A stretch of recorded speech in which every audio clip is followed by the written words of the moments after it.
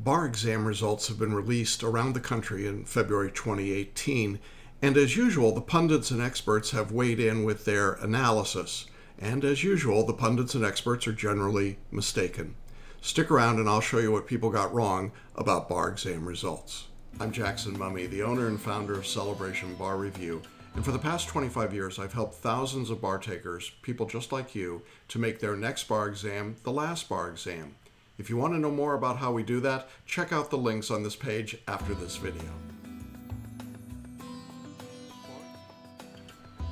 Well, I want to talk about the February 2018 results from a little broader perspective now.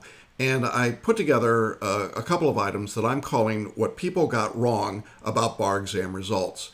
As I've been reading what's been published in the mainstream media and in the online blogs and in the law school world and on posts and forums around the internet, there is, as always, a lot of misinformation and bad information. There's a lot of content that I think really harms people. I think there's a lot of content that really sends folks down the wrong direction. And after having done this for so many years and been involved with so many thousands of students, I think it's important to speak truth about some of these things and to call them out. Now, you may not agree with everything I'm going to say today, and that's fine, but I think it's important that there be some additional voices added to this conversation that are not simply parroting the same lines and saying the same things. Saying the same thing over and over again doesn't make it true. It just means there's more voices saying it. And I quite frankly think, not that I want to be a contrarian, but frankly, when the truth is different than the statements that are being made, it's important to speak the truth. So I've got 5 truths for you. We'll see what you think, but I encourage you to check this out. Whether you took the exam in February 2018 or you're taking the exam, I think all of these things are important. So 5 things that I have seen that people are getting wrong about bar exam results. Number 1 is the statement that students are less qualified. The subtext of this is they're dumber. Now, this statement comes up over and over and over again. It is parroted by bar examiners. It is parroted by academics. It is parroted by the media, by the legal press, by the bar associations themselves. And yet there's very little empirical evidence for that statement at all. The reality is something subtly different, and I think it's important to point this out. What has changed over the last 10 years or so is that the pool of applicants for the bar exam and in law school and in the law generally has become much more diverse. Now, when I went to law school, my class was still mostly male. It was mostly under the age of 25. I was an outlier. I was a bit older. And it was almost all middle and upper class folks. And I went to an elite big box law school, and that's the way it was structured. And the higher you went up on the rankings, the whiter and the younger and the more wealthy it got. That was the reality. And as time went on, we saw some changes in that. The first big change was in gender. Obviously, we started to see more women in the law school classes. Today, we even see a majority of women in many law schools. We started to see a greater diversity of race and ethnicity. No longer was it purely white, although quite frankly, the number of Hispanics and the number of African Americans and the number of other folks who are not like me has grown, but is still relatively small. It is still minorities in most law schools. And as race started to become more of a factor in admissions, we saw a switch over time. We also saw a switch in age. There were more law school applicants who were coming in as second career applicants. We saw this particularly with women who were coming into a second career, perhaps because of a divorce or a change in life circumstance, or maybe their children had just grown and left the home and they were ready to come back. But we started to see an aging of the law school population. We've seen that continue to inch up year after year after year. We have essentially an older law school population nationally than we did 25 years ago, and it continues to grow older. What about socioeconomics? Well, law school is brutally expensive. I'm not telling you anything you don't know. And frankly, in order to afford law school, you either had to take out massive loans or you had to be wealthy and be able to take out loans against your home or your 401k or whatever it might have been. We continue to see that law schools can continue to reward high socioeconomics. They don't reward, and they don't particularly go after folks who are have less income and less resources. However, some law schools began to adopt admission policies that were need blind. The very best law schools had done that for years, but then we started to see newer, younger law schools trying to reach out with a more affordable pricing structure. And so the overall net worth of law students actually has decreased over the years. And so now we have a less wealthy cohort coming through law school and a less wealthy cohort taking the bar exam.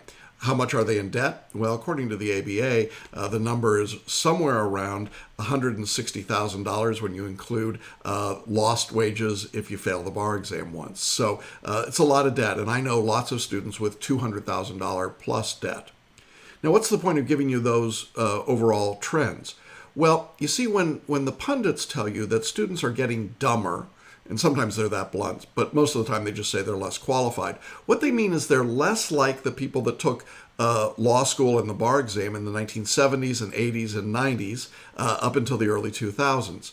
When I took the bar exam, most people in the room looked like me. Well, they were, me younger, but they looked like me back then. Today, that's not necessarily true. And so we have this really strange phenomenon in which the bar exam still tests and still uses the metric of what young white male, highly educated, highly affluent individuals would do and think and how they would perform on the exam. Well, the test has gotten more difficult. In the sense that it now can no longer be beaten by brute force and memorization. I'm going to talk about that in a moment. But the result is that we have people coming to the test who simply aren't in that mold. They're more diverse. Now, I think that diversity brings a lot to the bar. It brings a lot to our community. We focus at Celebration Bar Review on those underserved populations. But the truth is that many people in that population really feel left out. The bar exam has just blown past them. Their law school has blown past them or ignores them or takes advantage of them. I have worked with thousands and thousands of bar students for more than 25 years.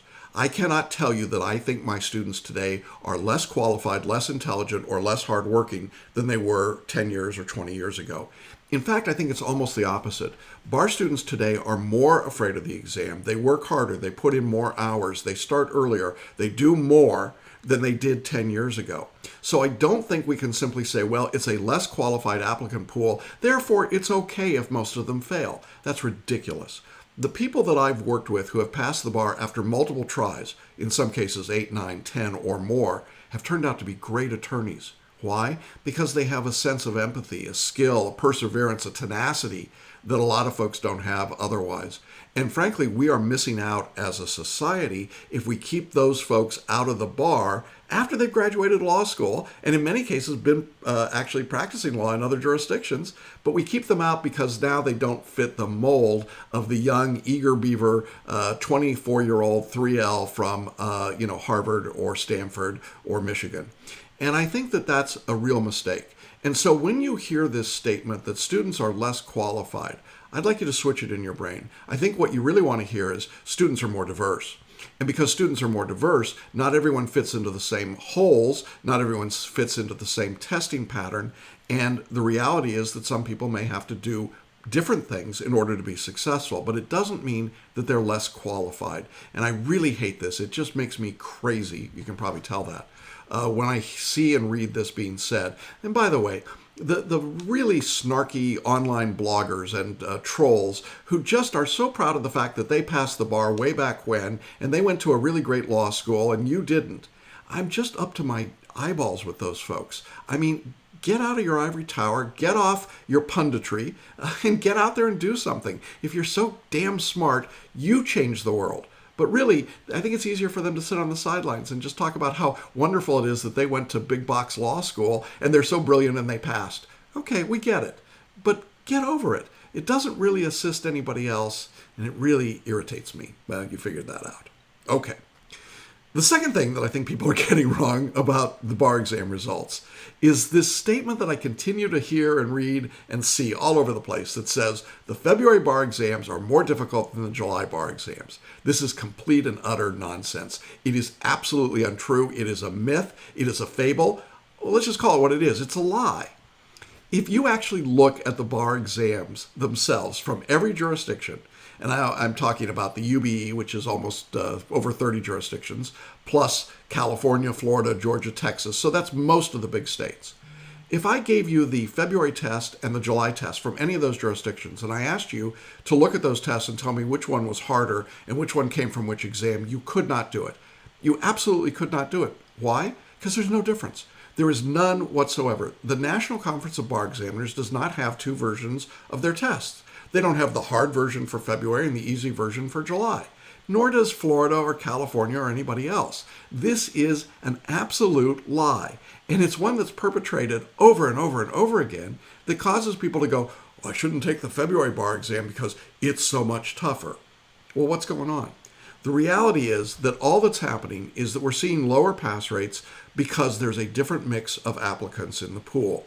You see, the test is exactly the same, but in February, in almost every jurisdiction, we have more repeat bar takers than first-time bar takers. And one of the things that we know empirically is that repeat bar takers begin to have a lower pass rate the more times they take the exam. Makes sense. If you failed once, you've got a lower chance than a first-time taker. Fail it twice, your chances go down again. Fail it 3 times, they go down again and again and again. Now, we've made a career at Celebration Bar Review of working with the people who are multiple time fails and getting them through the exam, helping them pass. We blow up those statistics, but we work with a very small number of people. And in the overall rates, we simply don't see people doing better. One reason is that people do the same thing over and over and over again, and then they hope for a different result. That's the classic definition of insanity, but there's a lot of insanity around the bar exam. And one of the pieces of this is that when you have repeat bar takers, they just keep repeating what they're doing, and their results continue to be unsatisfactory. And then they say, well, I'm going to sit out the February exam because it's so much tougher. No, it's not. It has nothing to do with it. Now, some people try to be a little more sophisticated than this, and they say, well, you know, the examiners grade the February test harder. No, they don't. The standardized test, the MBE, is graded by a machine. It doesn't know the difference one way or the other. And as I'll talk about in a moment, the mean score in the MBE has hardly moved for many years now. The essays and performance tests, they're graded with the same kind of point sheets and criteria from one test to the other. I have seen no evidence in 27 years that the examiners have ever told their graders grade differently for one test than another. If somebody's got that proof, let's see it. But I don't think you'll find it. And so when you hear this idea that the February exams are more difficult, it's just not true. Don't believe that, and don't let that impact what you choose to do. All right, the third thing that I think people are getting wrong about bar results, remember I said number one is this statement that students are less qualified. That's not true. They're more diverse. And secondly, the bar exams in February are more difficult. That's not true. It's just a different applicant pool. The third thing that people get wrong about bar results is that traditional, what I call big box bar review and big box law school methods work on the bar exam. Well, this one just totally makes me crazy. Here's what really is going on here.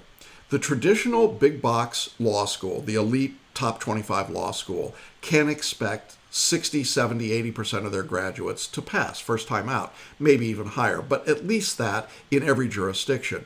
Now, they have an elite group of students who meet the criteria that I talked about in statement number one. And for those students coming right out of law school in the study mode, a 7-week cram course is perfectly sufficient. It was sufficient in the 1970s. It was sufficient in the 80s. Look, in those days, all we did was drop information on students and they passed. Virtually everybody passed. That was the model back then, but the test is no longer the same. You see, in 2008, when the law and legal market started to crash again, as it does cyclically, the Bar Association said, whoa, you've got too many people at the top of the escalator here. There's no room for all these new attorneys. We've got to cut back, and we've got to lower the number of new attorneys in our jurisdiction. And you saw this in popular states like California, Florida, Texas, New York. There was an absolute move to reduce the number of new attorneys. Well, what happened was the examiners started changing the exam. They moved it from a memorize, recite, and simply deliver information kind of test to one that put a greater premium on analytical ability, the ability to take a fact pattern in a problem and then apply the law to it to reach a result. That shift has been profound, but it has been virtually ignored by both the big box law schools and their close friends, the big box bar reviews. You see, for the big box bar reviews, and we call them that because you got a big box and nothing else, those companies continue to provide information and nothing else. I mean, I'm really stunned when I saw an ad the other day on my Facebook news feed for one of the big box bar reviews, and they were touting their basic course with no assistance at all for $3,000. That's 3 times the cost of our course for no assistance whatsoever. Or you could pay $3,600 by financing it through them. I mean, that's crazy. That's crazy to do that. Why? Why do they do it, and why do they get away with it? Well, because it doesn't matter to them what the pass rate is. They own the pass rate no matter what happens. So they just keep pouring out the same stuff, even though it doesn't work and it's not true. And I'll show you that statistically in just a moment. But the point is that what people get wrong about results is that they think if you just keep using those big box methods, it's going to work. It's no longer true that the bar exam is the same as a law school exam. It measures a different set of skills. It measures the skills of practicing law, not the skills of learning law. It's not the penultimate law school exam. There's nothing that would suggest that at all. And so when people buy into that particular untruth, they're really preparing for the wrong test. And as the test changed from 2008, I call it moving the piñata. In other words, the target that you were aiming for literally got moved and you couldn't hit it no matter how hard you swung. We saw pass rates go down across the board, and the big box bar reviews didn't change anything. They're still teaching the way they did when I started in the bar review industry way back when. It is the same course, reading the same lectures, doing the same things the same way. They're still telling students to issue spot, to use IRAC-style writing, and that's utter nonsense. It's not rewarded on the bar exam, and yet they keep doing it. And so if you think that the way to pass the bar in this environment is to do what's been done for the last 30, 40 years in bar review, well, you're going to see very quickly and very painfully that the odds are stacked against you. Now, let me caveat this. If you go to a top 10 law school and you graduate in the top half of that class, you're going to pass the bar. And I don't think it matters what course you take, whether it's our course or somebody else's. You're going to pass. We know that. But the truth is that there are a lot of people that didn't go to those schools and don't live in the top half of their law school classes. And for those people, it's going to take something other than the ability to take your innate sense of how to argue and make arguments and use the law, and you're going to have to learn a different style, something different than what you did in law school. You see, one of the things that really makes me crazy is that I would say maybe three big box bar reviews and their cohort schools have most of the people own the course preparation for most of the bar takers in America. Okay, we'll grant them that. Well, if they own the bar prep for most of the bar takers in America, and most of the bar takers in America are failing the bar exam, what is the logical conclusion, LSATers? Yeah, it's that they have most of their students fail. And if that's true, why in the world do you think that that's the best way to prepare? It just doesn't make any sense, does it? So there you go. Number 3, traditional big box methods work. No, they don't. And they haven't for a long time. All right. The fourth thing that people are getting wrong about bar exam results is that mindset doesn't matter, or if it does matter, it can be changed with just a few emails. Now, I need to explain this because this is really a crazy thing. Many years ago, I did a video called the number one tip for passing the bar, the most important thing to pass the bar. And I'll give away the secret right here. The most important thing was mindset. And I said that, and it's gotten thousands and thousands of views. It's a very popular video. We'll link to it for those of you that want to see it. In any event, we've been talking about mindset at Celebration Bar Review for years. But we don't just talk about it. We actually have invested in programs like photo reading and paraliminal recordings and audio meditation. We've talked about the relationship between exercise and study. We've talked about how you get yourself in the right frame of mind for not only to study, but to take the exam. We have focused on what it takes to come to the test with the best version of yourself. And that work is difficult, and it takes a lot of effort. It takes a lot of video. It takes a lot of conference time. It takes a lot of emails. It takes a lot of phone calls. It takes a lot of webinars and Q&As. It doesn't happen easily. Well, the California Bar, I think in a really kind of I don't even know how to characterize this. They just announced with their February bar results that they have something now called the Productive Mindset Intervention Program. It's a partnership with researchers at Stanford, USC, well, fight on, I am a Trojan, so I like that part, and Indiana University. And the purpose of the program is designed, and I'm quoting from the bar examiners here, it's designed to improve exam performance across the board with a particular boost for people of color and women. Go back to statement number one, that the bar takers are less qualified, they're more diverse. Well, finally, California's acknowledged that their bar takers are more diverse, so kudos to them for that. But what they're going to do, and this is the crazy part, the researchers are going to send out some carefully crafted emails right before the bar exam to help the people who've signed up for this program to have a better mindset. I wish it were that easy. I wish it were so simple that if you could just craft a few emails, simple emails from people that didn't know you at all, that just gave you the magic pill, the magic bean, and you suddenly would go to the exam and be there. I got to tell you, it doesn't work like that. I've been doing this for years. I have worked with some of the leaders in the personal development field, people like Bill Harris from Centerpoint Research and Paul Sheely from Learning Strategies. I've worked with leaders in education like Howard Gardner at Harvard. And I can tell you absolutely that you do not change people's mindset with a video or an email. Doesn't happen. It just doesn't happen. And so we've learned over the years that mindset change comes as a part of repetition, a part of influence, a part of consistency that just simply can't happen with 2 or 3 emails in the week before the bar exam. And yet the California examiners are making a big deal that they're going to test this because that somehow will change the results when people get emails from a university researcher that they don't know telling them to buck up and hang in there and change their mindset. Hey, look, if you want mindset improvement, just go to my YouTube channel. We'll link to it. I got hundreds of videos up there that are all about mindset. If that's all it took, man, that would be it. I'd get out of the bar review business and just be a motivational speaker. But that's not what it takes. It takes an integrated approach. You actually have to use mindset with the way you study, the way you write, the way you practice, the way you go to the exam. We invest a tremendous amount of time and energy at Celebration Bar Review on mindset because we know it makes a difference. We don't have to study it or research it to know this. But more importantly, we know that it comes when you trust your mentor, when you trust the people that you're working with, when you believe in what they're telling and asking you to do, when they're guiding you through the process. And so when people think that they're going to change mindset by sending some emails or having a program or a test program, well, it's really kind of window dressing, isn't it? It's just kind of giving a passing glance to those poor little people that don't understand what it takes to really be good, smart lawyers. It's very patronizing in my view. It's very paternalistic. And frankly, I think it's kind of insulting from the California bar examiners. So there you go. Preach it, Brother Jackson. So that's the fourth thing that I think people are getting wrong about results, that you can change mindset so easily and go. They're right about the fact that mindset makes a difference. It makes a huge difference on the exam, but it doesn't get moved easily. Well, the fifth item, I've saved the biggie for the last, really.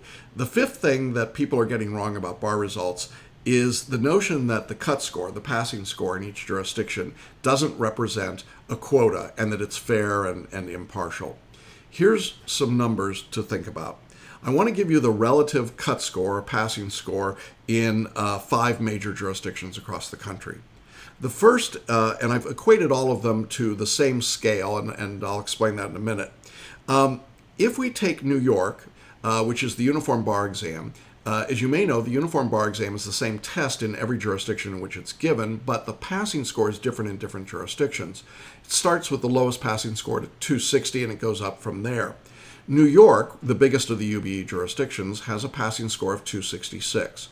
They weight the exam half between multi-state and half on the written portion, so we could say 133 scaled out of 200 points together would give you the combined 266. So keep that 266 number in mind. In Florida, using that same kind of scale of 136 on both sides of the exam, which is what Florida requires, we have a 272. So I'm equating these two different scoring systems. New York 266, Florida 272. In Georgia, the passing score is 270, so 135 on each end of the exam. I had to do some mathematical equations, but in Texas, the same number would be true, 270. If you take their 675 out of 1,000-point passing number and you divide by 5, so taking 1,000 down to 200 points, 675 comes to 270. So that's, in reality, the number that you need in Texas. All right, so we've got 266 in New York, 272 in Florida, 270 in Georgia and Texas, and along comes California. Now, California does a lot of things with their numbers, and it confuses particularly California bar takers. You hear about the 1440. Take off the last zero, it doesn't mean anything. 144 is really the number you need on the multi-state, that's 50% of your score, and 144 is the number you need on your written portion. Put those two numbers together, you need a 288. Now let that just sink in for a minute. That is 18 points higher in 18 points higher in California than you need in Georgia or Texas. It is 16 points higher than you need in Florida. It is 22 points higher than you need in New York. Now, I've lived in New York and I've lived in California, and I've worked with attorneys in both, and I've trained attorneys in both, and I've worked with attorneys in both. And I have to tell you that you don't have to be 22 points smarter to practice law in California than you do in New York, or that you should be 22 points smarter. This 288 number is an absolute outlier. It's a complete ridiculous piece of craziness. So why does it exist? Well, it exists because there's a quota. There's only so many students that are going, or new applicants that are going to be admitted to the bar. And I don't want to suggest here that bar examiners get together in a little cabal, that they go up to the top of the tower and they say, we're only going to let this many in. But in point of fact, that's what happens. They have a fixed number that they're letting in. Let's look at some other numbers for just a minute. When we look at the overall pass rate in the February 2018 exam in those same states, in New York, the overall pass rate was 38%. In Florida, it was 25%. In Texas, it was 45%. In Georgia, it was 47%. But in California, 27%. Now, here's what that tells me. This is the overall rate. Forget about the repeater or the first-time rate, but the overall rate.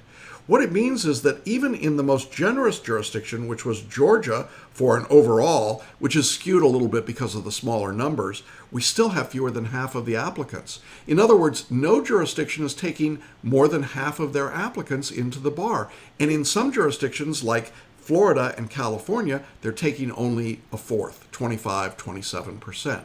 So what we see is that there is an absolute fixed limit.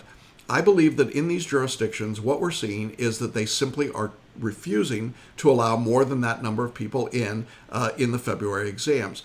And we'll see a higher pass rate in July because we've got more first-time takers, but we will still see a weirdly equivalent grouping in these pass rates across these big jurisdictions.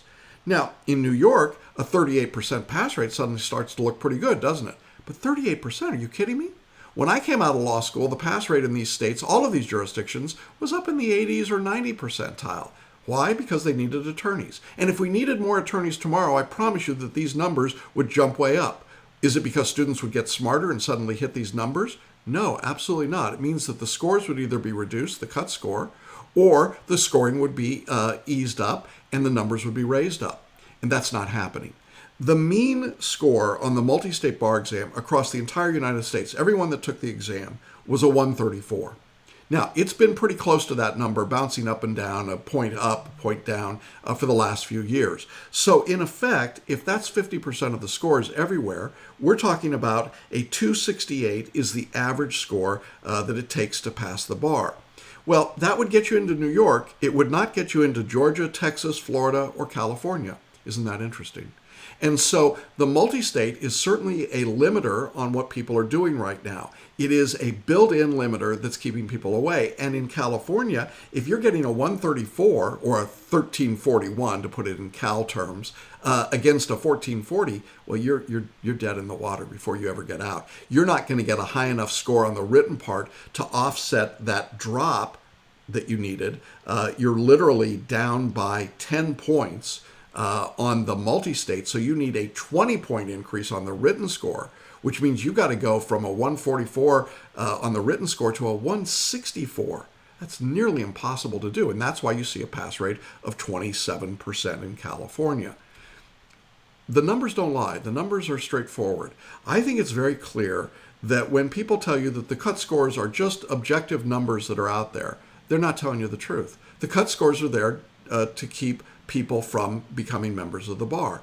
And so you're going to have to do more work. You're going to have to be more creative. You're going to have to try different things in order to be successful.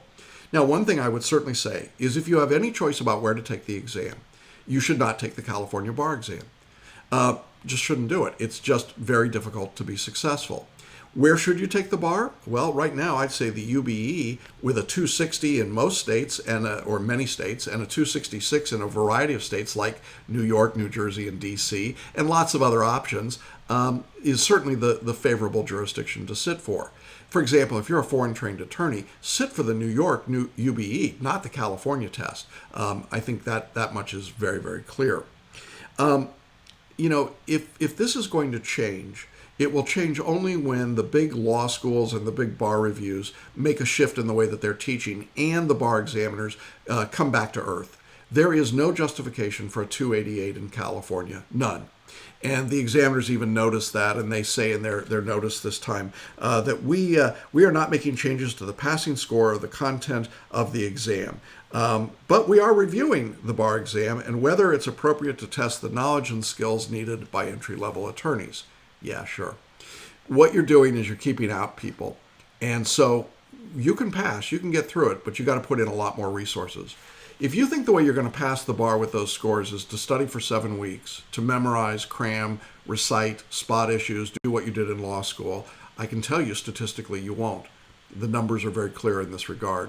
And if you're planning to take the big box bar review, well, you just heard the overall scores. 25% in Florida, 38% in New York, 45% in Texas, 27% in California, 47% in Georgia. Welcome to the big box bar review. Those are their pass rates.